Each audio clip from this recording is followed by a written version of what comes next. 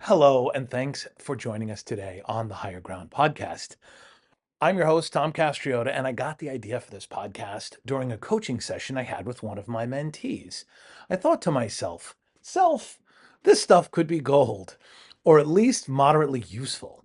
Maybe I can record it so you could benefit too. Then it dawned on me I can record conversations with my friends, mentors, and other colleagues, most of whom are way more successful and interesting than I am. A few months and about a zillion edits later, this podcast was born. So, whether you're preparing for an interview, seeking a promotion, or just curious about what's in the minds of hiring managers, executives, or other interview candidates, then this podcast is for you. Join us as we explore real career journeys, one story at a time. And if you actually do like the show, well, you know what those buttons do down at the bottom. Thanks again for watching. Oh, and from the lawyers, views expressed on the Higher Ground podcast are the personal opinions of our guests and me, your host, and do not necessarily represent the views of their employers, past or present.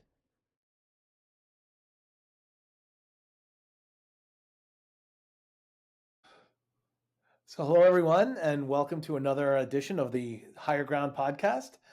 With me today is Ilan Grosman, and Ilan and I worked together what feels like a very long time ago at Bridgewater Associates. And Ilan, why don't you introduce yourself to our guests? Yeah, sure. I work at one of the large investment banks right now. I work with Bridgewater and the world's largest hedge fund 15 years ago, Wow. and have since worked in various companies, both consulting and on the technology and architecture delivery processes, and kind of bumping around within. It's a small community with the same people over and over again. It's funny like that, isn't it? It's like I found less and less over the years. I use recruiters much less for finding roles than my network. Yes, Like I said, like the absolutely. bumping around is, oh, do you know this person? I'm looking for something over there. Or like, yeah. So I like to start this off by just going with some easy, like sort of this or that questions. So no wrong answer here. So no stress, no pressure. It's just basically choose one, and there are some, at least for some New Yorkers, they're very controversial. So like I'll start off with a controversial New York one: Sure. pizza or bagels? That's a difficult one. I'm a big fan It's of both. But I have to say the slight edge for the mushroom pizza. mushroom pizza. Nice. Okay. All right. Excellent. Um, beer or wine? Um, I'd like to say a wine guy, but I will not be honest. So no, beer. I appreciate the honesty and the transparency there. That's great. What kind of beer do you like, just out of curiosity? I like Weiss beer, German beers, Yeah, mostly. Yeah, yeah. My penchant is for something that requires a fuller beard. I'm an IPA guy, so I don't. yeah. I've kind of got the in between thing. Let's see. Would you say Caribbean or Caribbean? Caribbean. Okay, same with me for the record. But I've heard. There's, like I said, no wrong answer. I've heard both. Dogs or cats? Definitely dogs. Yes. Definitely, but that I'm sensing a trend amongst my guests. That seems to much more be the common answer there. And then last but not least, it's kind of a softball here: in-person interview or telephone or GVC. Um, in person, although I'm a big introvert, but I think in person still, given these limitations, works better. I think you can get the nuances and how the person interacts, the facial expressions, just the ambiance, and kind of what's the energy between the two people. It's a lot easier to gauge that still. As good as Zoom is, it's much easier to gauge that than a person-to-person interaction. Yeah, no, I agree. So you offered, so I'll bite. Tell me what it's like. Would you consider yourself a deep introvert, like, or just a casual introvert, or you play the extrovert when you need to? Deep, but I can play the extrovert for limited periods of time and not continuously. Absolutely, and It's it's kind of exhausting. sorry. It becomes exhausting, I would imagine, right? Exactly. So it's a necessary part of your work. You have to kind of interact with people. You have to showcase what you've done, what you're going to be doing, and so it's an important part. But on the other hand, it is exhausting, and Mm. it takes a lot of energy to keep that interaction. I mean, a lot of the interaction, maybe 80%, is small talk and then building the relationship and so forth, and maybe a very small percentage actually. Here's what we're planning to do. Here's this, and it changes based on the size of the company. To be honest, the Mm. larger the company, the proportion of filler it tends to increase. The more Mm. you're in a startup, that filler amount tends to decrease to the minimum necessary to be able to deliver. So I've consulted for a very small startup and led their engineering. I also worked in very large companies, like I'm working right now on one of the large investment banks, and definitely a huge difference in the number of the size of the network you have to build, the importance of that network, and then how much of those interactions have to be taken care of and fed and nursed Yeah. to get to your full potential versus kind of a smaller, more I wouldn't say family oriented, because I mean they're all kind of basically have responsibilities for the shareholders, but more target focused Mm. versus more a lot of extraneous factors that have to be dealt with. Yeah, I find as a natural extrovert, I find one of the things that's it can work against you when you're like being too overly extroverted, especially when you're working with like engineers who are just like leave me alone, let me do my thing, right? Right. It becomes I got to tone it down, so I can imagine on the other side it's like, okay, will this guy please go away? Yeah, fantastic. So can you? One of the things I like to talk about is sort of as part of the process is like interviewing and any. I'd love to like get your take. I know we had a very unique. I'll describe it process at Bridgewater about the about interviewing like in general. It was very methodical and very constructed and like. But outside, in general, what are some of more of the memorable interview experiences that you've had with candidates that have either gone really well, gone off the rails, whatever you want to, whatever you'd like to go over? No, absolutely, and I think my approach is a little bit kind of similar to Bridgewater, to be honest, because I Mm. think there are good and bad things in that interview process. The most memorable are is the 10 to 15 minute discussion I have with candidates before I even get to the technology and the design and the architecture and tell me how you're going to be building or you build stuff. First of all, who are you dealing with in terms of what kind of moral compass does this person have? And it Mm. sometimes comes out into 10, 15 minutes, sometimes it doesn't. What's your intellectual horsepower? How are you carrying yourself? How are you building your sentence structure? How are you building a logical argument? Are you to the point?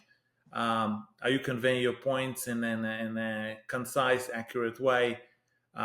What's your personality types? Are you an extrovert? A lot of jokes and kind of discussing things outside of the Yeah. immediate matter, or are you very much down to exactly the job requirements? And it also tells you what's the fit of that person based on these characteristics. If it's something that requires you to be an engagement manager, as an example, in a consulting firm, if Mm. you're an extreme introvert, obviously that's not going to be a great fit. You're not going to be happy. If Yeah. you're a quant, then without even knowing your technical prowess, and you can concentrate and you're on specific things for a long period of time, and you don't necessarily need the interaction with people to kind of keep your energy levels up, that might be a great fit. So I think the 10 to 15 minute conversation is extremely helpful for both the interviewer and Mm. the interviewee to know if is there a fit. Does he feel like there's a connection between what he wants to do, his values, and what the firm is trying to get. And frankly, it's also very valuable for the before getting and investing these 4, 5, 6 hours. Sometimes it's 10, 15 hours, depending on the level of the job and the complexity. Are you willing to invest that? What are the values of the company? So I've been in places where you had an employee whose parents passed away, and they haven't sent a bouquet of flowers, an example. So that tells you immediately kind of what's the kind of the culture of the firm. Culture. Where Yeah. other ones, without key productivity as an independent variable here, do they care? Do they care about their employees? Obviously there's financial concerns, and you're gonna grow and shrink your workforce based on your commercial requirements, but can you kind of support them in their life outside of the firm, Mm. in terms of special needs, accommodation? How are you able to support? um, some of it will come out in this, even this short conversation, when you're listening to whoever is interviewing you. What is he looking for? Does he care only about your technical capabilities, Mm. or does he care about something outside? How you're going to interact? How do you fit within the culture of the firm? I think it's very Mm. important to kind of get those reads on both sides. Kind of what's your in culture, and how do you interact with other people? How you've interacted before, um, and then becomes more of the, what are the specific job requirements that you want to go into, and is there a fit, and how are they able to solve problems. But I think I really like the Bridgewater approach and kind of simplifying it into skills, and values, and Yeah. kind of breaking those things up. And the skills you can assess directly, literally measure them via asking specific questions. I think the values is a much more difficult thing, and that requires kind of reading it between the lines as you're interviewing people, and as you're going through the interview process, and figure out if the values align. And then kind of innate capabilities versus training. I think that's also a very important thing. You can have a candidate, as an example. I've hired people that had no programming skills in the specific area that I wanted, none whatsoever, Mm. but they were off the scale in terms of intellectual prowess and capability. So you Mm. know that those things are going to be picked up. It's much easier for somebody, obviously, if not impossible, to learn skills versus build that fundamental kind of I don't know, horsepower, CPU, whatever you want to call it, to be able Yeah. to process that information. And so I've hired people that have degrees that are not even in computer science, in math or other areas, and sometimes in art. You'll be surprised. So I had an art student, but there was that fire, there was that will to learn, and that was kind of the capability. And then they became amazing at their work, even though they came with no educational background in a specific area. So I think it definitely makes a huge difference, that those initial meetings, even before you dive into the technical aspects. Yeah, into the deep end. How do you have like a certain set of questions you used, or to like a common set that you use to prompt the conversation, or do you let them ask you questions? What's your style there? Definitely open-ended questions, because I think Mm. that allows you to kind of swoop in and pick specific The points. things you care about. Yeah. And it also depends, obviously, on the level of the role. Mm. If it's a pure technologist, those questions are going to be, and depending on what level. Right now, I'm interviewing mostly kind of very senior individuals, so it would Mm. be, tell me about something that you've done, a project. Tell me, what were the success criteria? How did you fit within that project? What were the business requirements that kind of drove it? How did you work with your counterparts? And as a person goes into it, just the way he describes it, okay, where did it fit within that structure? How important Mm. is that project likely within the context of the size of the company he was with? What are the contributions that he provided or didn't provide? Mm. And you can figure out if people are providing you kind of a honest description of the role, or they're kind of building. It's very difficult to build that narrative on the fly. Yeah. Yeah. So I think some people can, and then they will go a lot further in the interview process. They'll fail later in the technical stages, but they basically gave themselves a self goal, because they just wasted their time and everybody else's time. But I would say it's almost impossible to build that narrative in real time. So you can figure out kind of if what was the value to the company of that individual, where does it fit versus the position that they're looking for to Mm. join.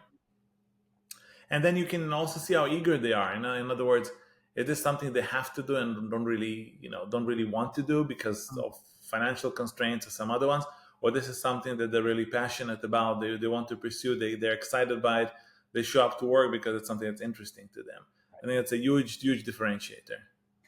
And that's something that I found again and again, that party, the candidate that demonstrates that passion, that the job is important, like you said, for financial reasons and for other reasons, but like at the end of the day, they're excited about the thing you're presenting to them, Right.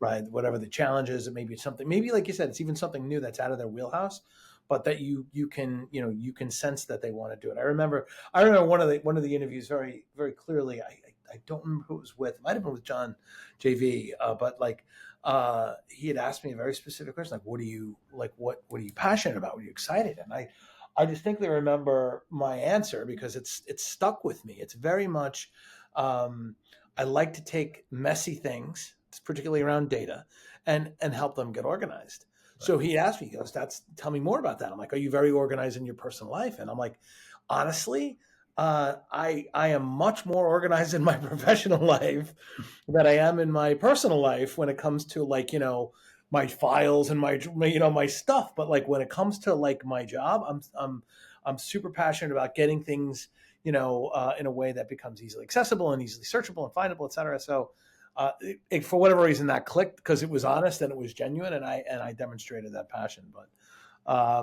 yeah, I think it's a hard thing to pick up though. I think you've got to have multiple parts of that conversation to get there. Um, Yeah, absolutely. And there's also kind of a big underlying thing that I see over and over in interviews is the the candidates that are weaker tend to think they're much stronger, and the truly remarkable candidates are very modest and tend not to emphasize their capabilities. Now there are outliers, of course, to this, but by and large, the people who have been most successful are people that are kind of more undertoned. They let their work speak for themselves and less of the self advertising, Look at which me. which Yeah. works, to be honest, for some roles. Like if you're in marketing, if you're filling some roles, if you're an engagement manager, if you're pre-sales, those characteristics are extremely important. If you're more working with a technology team, I think that they're going to judge you much harshly. They're going to look at what are you bringing to the table versus what you say that you bring to the table. I think it's Sure. important to find that people that kind of concentrate on more, and it could be a bias of my personality types, kind of looking for people that are similar to you. Maybe, Yes. yeah, yeah. How do you protect to get yourself like, or how do you build guardrails against potential bias like that or others? So I like to have a very long interview process. Mm. So the 10 and 15 minutes are really a courtesy for both us and the candidates. I don't want to waste anybody's time for a job they don't not interested, don't want, or aren't a fit. So I think it's very important to figure out, is it a fit? And you decide that within the first 15 minutes, generally? Generally, yes. I think Wow. rarely you see, that. Well, to be honest, I wouldn't know if I failed because what if all the candidates that I rejected are wonderful? You know what I mean? So I would like to believe that it works, but I don't have proof that it works. But Understood. that initial kind of filtering stage, Hmm. and then after that, depending on the candidate, I like to have at least 3 or 4 stages. All the way. It depends if it's a technical role or not. But Sure. meeting with the team, I think it's extremely important for the candidate not to be shielded from the team they're going to be managing if it's a Mhm. manager.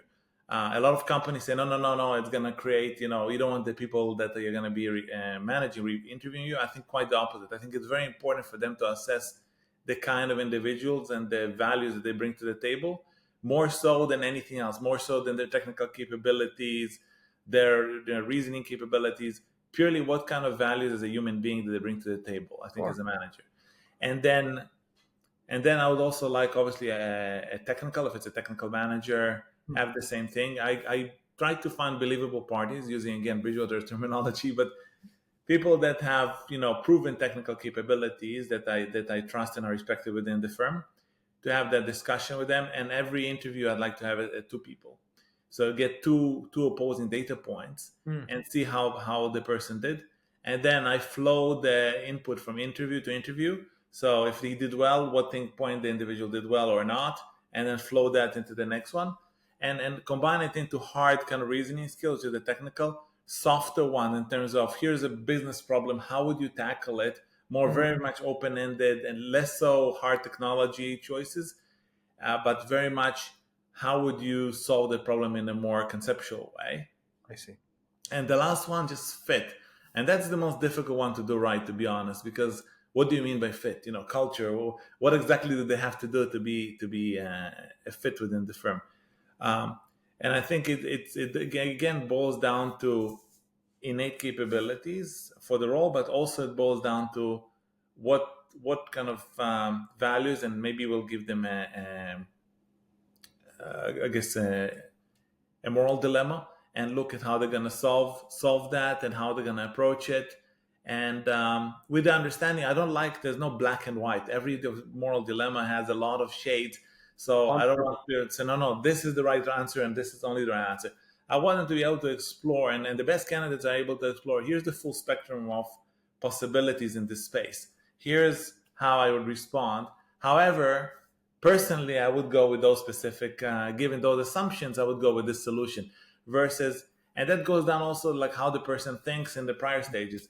Are they, very mechanically solving a problem, or are they able to see that no, there are multiple solutions, both for moral dilemmas and for technical problems, and everything I solve is always a compromise. But what are the compromise points I'm making as I go along and kind of deliver the solution, whatever that happens to be, either a technical solution or even a process solution or a technical delivery solution or even a sales solution. What are the compromises you have to make and assumptions you're making along the way? And poking at the logic, right? And just testing like what. Okay, yeah, I love the idea of the moral dilemma. That's a good one, right? Because like you said, there's no right, wrong, and you can go either path. How and why did you choose this over Right. that? And can you play the argument the other way? Can you do the other side of the argument? You don't agree with this position, but let's hear how you would defend it if you were forced to, right? I think that's great. Have you been in a situation where you've really like wanted this candidate to go through the process, but the team flagged you as like, look, we found these reasons why we don't agree, or even vice versa, like where the team was like, we love this person, and you're like, really, why? Yes, absolutely. I had both situations. It's very humbling in terms of I work with very senior individuals I brought into the other firms and knew they're good. And then as they went through interviews with the team consistently gave them negative reviews. Oh, So I think it's important to probe into why. But if the arguments are still reasonable and they're consistent, I think it's important to defer to the team. It's very difficult for somebody that you believe they're good, bring them into a team that had a negative experience and this situation to end up well, right? I think the team has to respect that whoever is coming in to manage. And I had situations where people came in, and the most interesting situation is people that worked in a firm for a long time, and they're known quantities, and I insist, and I think I'm probably one of the few that does that, and maybe it's not as effective for political reasons, but I have them go through the exact same interview process as the external candidates, and I think it's very important. I think that scale, even though they're proven quantity, but how do I know that they're proven quantity? They're more effective in creating relationships, within the firm, and that's kind of what brought them into the role, or they truly bring the same caliber of talent as the external candidates. So I always want to use the same scale to compare sure. internal candidates and external candidates. I had many situations where people from other areas said, no, this individual has been very successful. And sometimes they do, and sometimes they don't. But I think we're lowering the standards if we just go and say, okay, no, based on the previous experience, or even more accurately, word of mouth, right? Because Sure. it's not being assessed in an objective way, and then you bring them to a role and they're not doing well, they're unhappy, and obviously nobody's happy with the result that's coming out of that. I like that. I like that a lot, especially like because keeping not only from just a data perspective, right? It's consistent. That and you've got a consistent process, you got consistent outcomes. But I do think you're holding it. It's more fair. Like everyone's getting the same shot. Right. What do you think of the characteristics? I know we talked a bit about managers, hiring managers. What do you think? What are the key ingredients in a good manager? So I guess it did well. I guess there's universal things. I think empathy. Honestly, I know for me, empathy would be the number one thing for a good manager within the constraints of your commercial responsibilities for the firm. I Sure. think the team has to trust that you have their best interests in mind, and I think there's no way to achieve great results if the team doesn't trust you, doesn't know what your motives are, and knows that at any point there could be capricious decisions that are gonna uh, affect their career. I think it's very important to know. barring obviously there's always growth and other commercial reasons that affect the size of the workforce, but barring those, as an Mm, individual they should feel that they trust you and whatever you're telling them, to the degree, some things of course, with HR there's limitations but within that kind of sphere, they need to trust you. And the other part, they need to feel that you're making competent decisions. Obviously, I sure. think that not capricious decisions, and all the way from hiring to technical decisions to how do you give people exposure. Are Mm, you I guess a hog for attention, and people are preparing the decks for you, and you're a senior manager, you're presenting it to the leadership of the firm, and you look really good. Or are you giving people a chance to grow within the firm? Are you bringing them to these meetings with you? Are you allowing them to present? Are you really giving them an opportunity to shine and demonstrate what they bring to the table? I think that's a huge differentiator between a good one and somebody who basically is leverage thinking about only his career. mm. And paradoxically, maybe, I think that the people that do that, that do give these opportunities, tend to grow much better in the organization than the people that are firewalling their employees and taking the work product and pushing that forward as their own. I cannot agree with you more. Like I think the in my personal as well as on both sides on the both sides of that in terms of like building the content and then not being, Right. it's not just about the credit, right? I think it's the opportunity to present and the opportunity to express it. And yet, you're as a manager, you're only as good as your team. And if your team is out there doing the work and Right. they're highlighting not you, they're highlighting their contributions under your leadership. Yeah, that's to me, that's the kind of manager I want, right? Is someone who's going to demonstrate, not just to manage me, but I want on my team. And the empathy thing is again, I not to keep just agreeing with you, but the empathy thing I can't underscore. I've had some managers, even recently, that lacked empathy and just a kind of even just a human connection, right? Right. It's not sustainable. Like even if you're positioning, you're known as like, he's a shark or they're really tough or she's very, like there's a toughness that's important, but there's got to be like the human aspect. Otherwise nobody's going to want to work on your team. Right. Like you can only compensate so much. You can't, like, it's like, I like working for her, but not really, kind of Right. thing. Like, so on a similar vein, like what are the attributes that you would say that go into like a good employee, like outside of the management chain? Like what are the common characteristics you find that you're either not just looking for in a candidate, but somebody that you want on the team? Yeah, I think these are kind of maybe a little bit cliched, but obviously somebody who is excited about the work that they're doing, they're looking to achieve goals above and beyond. They're anticipating what the team needs and volunteering for extra tasks. They're providing high value compared to their team. They're able to interact. I mean, it very much depends, obviously, on the role, but an employee that's flexible. And what I mean by that is it somebody that is, if he's a technologist, can only work on technology, has no ability to communicate outside, or is it somebody that can have discussion with senior management, be able to traverse the levels and be able to discuss, at a high conceptual level, what is being delivered, how it's going to be delivered, how are things going to happen, the time sequence, and then later on when he talks to the engineering team, as an example, or operations team, or quant team, they're able to go into the deep technical details and traverse these levels. I think somebody like that is extremely valuable. I know I kind of didn't answer your question, kind of a little bit tangential to what are the best characteristics, but um, somebody that has that flexibility is extremely, extremely valuable. You can always, I mean, you still have specialty pieces like in any place in life that fit very well in specific roles, and then they can fill specific needs. I think that's always true.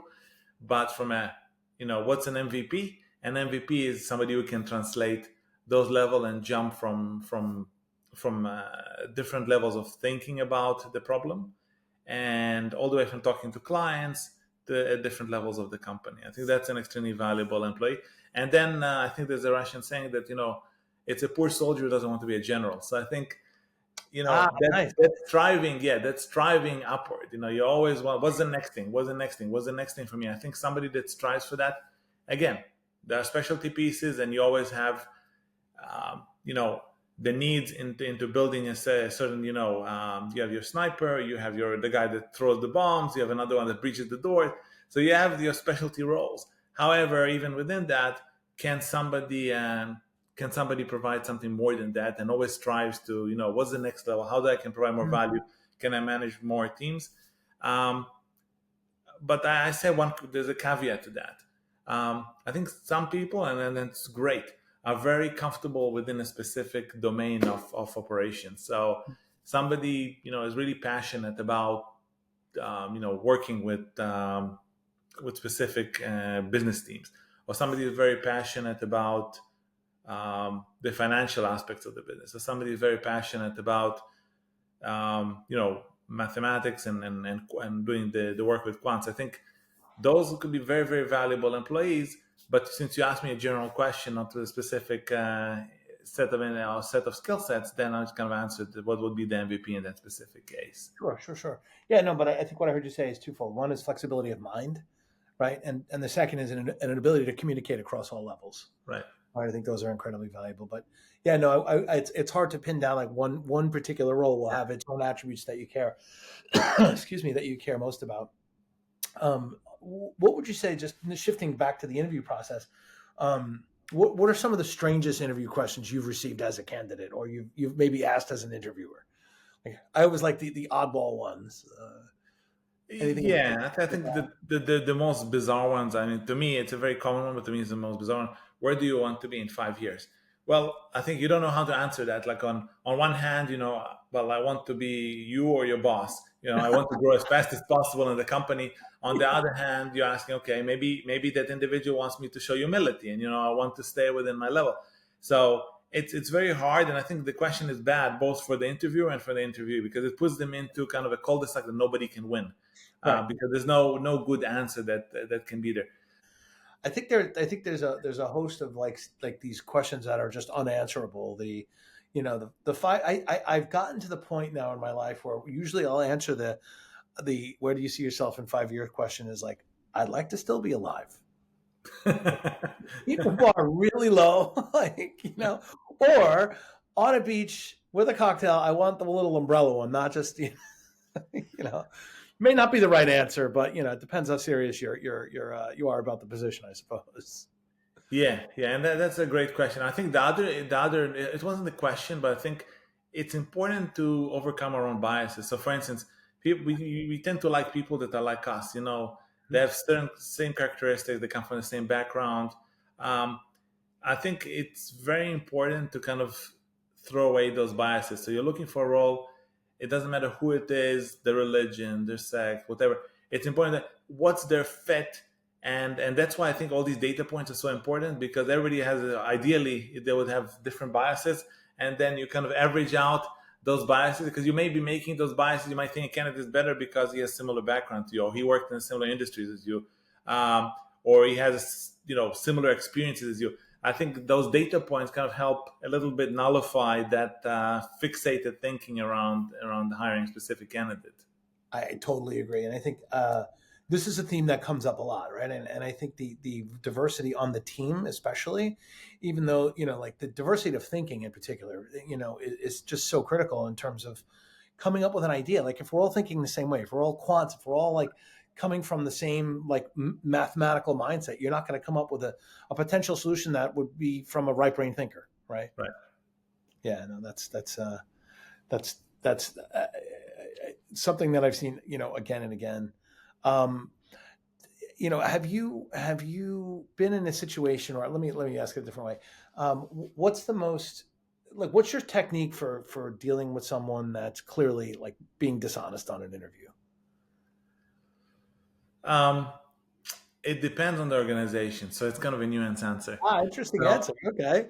so I think when I was working at Bridgewater, we were kind of the leadership there encouraged people to call this individual out and see. I honestly don't find any value in it myself, because I think if he's dishonest, you're not going to turn him into change his value system. His value system has been set, and it's not your responsibility to change their Yeah. value system. So I would just terminate the interview. I'll note all the details where I thought, and if I'm not absolutely sure, I'll let them go into the next interview and tell the next interview team, oh, okay, provide ask questions around the general area, and then let's see if we get the same results. But but to me, it's not. And then I used to call candidates out even on technology lapses or specific things and say, no, this is the right answer. And honestly, that confrontation didn't really help anybody. It didn't change. Most people don't really want to know that you know that where they were not honest, and some of these biases or values are so deeply held that it's just not worthwhile to engage with those. Go down that path. Yeah. And there's this question I ask a fair bit because it's, you can't avoid it. Sometimes people will how do I say this? Will volunteer something that they're unsure about, and they might say it more confidently, like with more strength or passion, so to speak, but be wrong. Right. And the advice I've often given, because you can perceive like it was the wrong answer versus Right. they're clearly being dishonest versus like I've tried to coach when coaching some of the early folks earlier in their career, especially on interviews. If you're not sure, excuse me, about the answer, take a guess, but tell the interviewer rather that you're guessing, right? Because then if you get it wrong, you got to pass. Like I'm not sure about the answer, but I got it. Here's my guess, right? And if you got it right, you were smart. Yeah, So no, absolutely. I think that's a huge differentiator. Between can I don't really care when a candidate is wrong. I think that's fine to come up with an answer, but when you're presented with proof that it's wrong, mm, and you hold on to that belief because you have certain egos around that. I think that's a huge red signal for any role. I don't care if it's technical or sales or anything. Are you open to learning? Are you open to say, you know what? Yeah, that makes sense, and this is the answer, or I feel actually very good when I make mistakes, and I do make them, often in the interviews. I ask a question and I don't think that the answer that I gave is incorrect, but it's incorrect. And the candidate calls me out and can explain his thinking. I think to me it shows courage. And to me, it's yeah, one of the greatest characteristics of a candidate. If he's willing to speak truth to power, especially in that situation where you have all the power and the candidate obviously has none, if he's willing to take that risk and do it in a respectful way, I think to me it's a person I would want to work with. I really appreciate those kinds of people versus okay, the guy interviewed made a mistake. Let's let it slide. Let's continue the interview. I'd really like people that value the truth, number one, and then less so the political aspects of mm, it. And you see it rarely, but it's a very, very rare characteristic. I think most people would rather let things go, and they will say that their own answers they'll be open to changing them. But very few candidates are willing to go and say if the interviewer made a mistake, even though after I know I made a mistake, and and I'm sure many times I don't know I made a mistake, but the ones that are willing to give you that, it's really a rare breed of individual that are willing mm. to do such a thing. Yeah, that's a bold move. Yeah, Honestly, I'm I'm scrolling through the my experiences like that. That's I know when I've made mistakes as the candidate. I've botched a right. few. Just been I've had more than my fair share of bad interviews. But that's a really excellent point, right? Because if you're willing I also think you as the interviewer need to set the stage that the person is psychologically safe to do that. Like if you come in all hard and like, this is the way things are going to go, you're not even opening the door for the candidate to come back Right. with a potential correction. But that's an excellent observation because I think that's a bold move. Especially if, like you said, speaking truth to power, which is that's incredibly valuable. No, Yeah, that's and great. to be honest, on the other side, it's also rare. As you know, Tom, most people really love when you validate their opinions. So if you keep repeating, people really love that, and it gives them a lot of psychological comfort. There's no dissonance. The world is beautiful. My belief system, my way I solve problems is the right way the world should operate. I Yeah. think it's also you have to be open and not be offended when somebody says, okay, and really assess it in an objective way and say, like, is he just creating like noise, or is there value in this? And I think that also creates some courage from the interviewer, because it your ego, of course, hurt. Okay, I thought, like, okay, I'm interviewing here. No, you're not the one Yeah, interviewing. yeah, I'm in the chair. This is my chair. Yeah, I think you have to build that kind of. It's a learned skill, at least Mm. for me. So you kind of have that humility. No, there's people that are much much smarter than you. You're interviewing them. You're giving the questions, and be open to get the feedback. I think it's very important. Mm. I almost like you've just sparked a really interesting idea, like to maybe not like in a misconstrued way, but like almost to set up that stage to see if they take it. Like I don't know, I Yeah. have to think harder about that. I like it's kind of it may not be good though. I don't know, but I love the idea of like seeing is the candidate, is their personality willing to take that leap, right? Because it's not necessarily a negative, but it really is a positive. You know what I mean? Absolutely, and you can set softer situations like that, and I have when you get into the more technical aspects of the role or the more open-ended design, intentionally come up with a naive approach to solving something or addressing something, and Mm, see if the candidate is going to call you out, presenting it as this is a very big, very good approach, and you wait for the candidate, and you know what, maybe we should have thought about this as you well. considered, yeah, yeah, That's a softer way of kind of approaching yeah. the same thing. Yeah, like an intentionally inefficiency in an architecture diagram or some kind of Yeah, or even, it doesn't have to be very, very technical. It could be for a delivery manager, a process, how they're going to approach a process, or how they're going to address a specific business requirement, and does it make sense to solve the business requirement in a specific way, or how do you even build a team structure? So it doesn't Mm, have to be very technical. It could be yeah, anything. yeah, Yeah. yeah.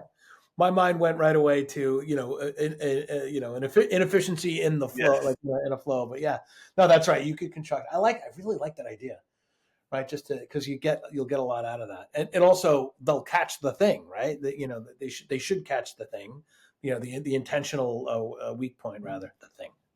English thing. Yeah. Um, Interesting. So, how would you say, like, how has you've been doing this for a little while, right?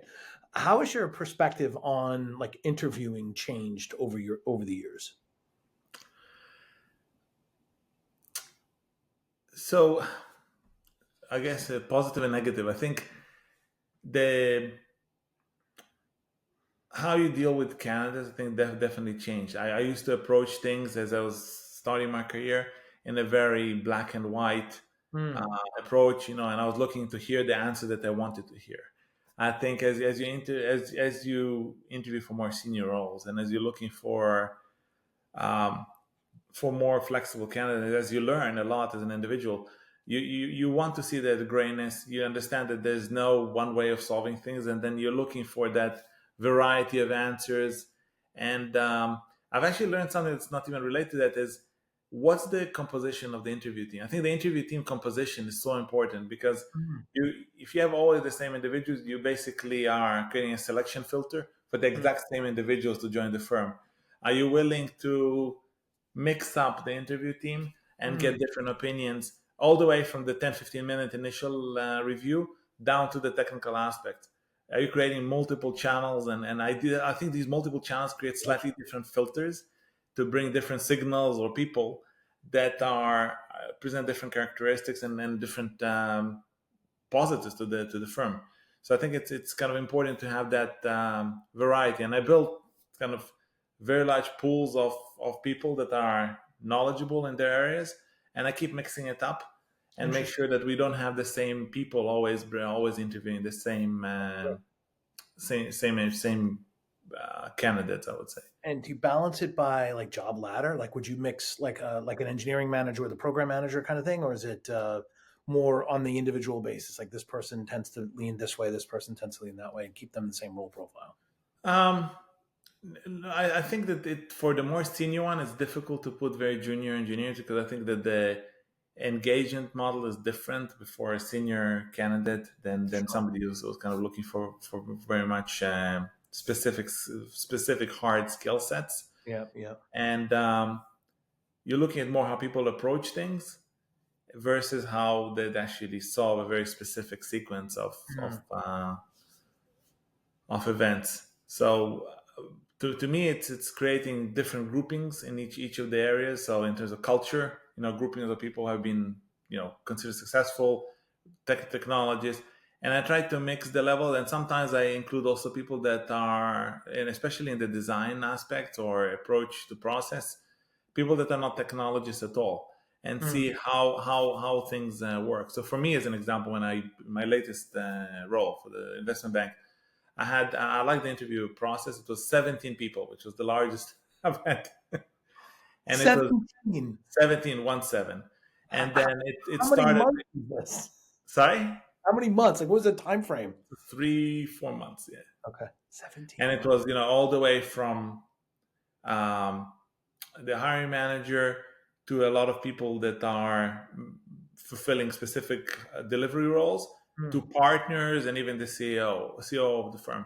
Mm. Just and I think that process makes sense for senior roles because you want to get really a variety of opinions about the different dimensions of a senior candidate coming into the firm. It's a significant investment. It's a long term investment. Sure. They're gonna impact the team, and their arrival and departure is gonna have big impacts on the team. So there's a lot of investment. And the only other place I've seen is that does something similar would be Bridgewater. All the rest of the firms, to be honest, have a fairly lightweight Interesting. interview interview format, and that I think that it's a more risky, in my opinion, interview form because there's bigger chance of missing a critical aspect. I mean, the downside, of course, is you're wasting a lot of time. I mean, you're looking at months to bring in somebody. It's not practical, except for more senior roles to be able to follow something like that. So there's a big downside for anything but the very senior roles to do something like that.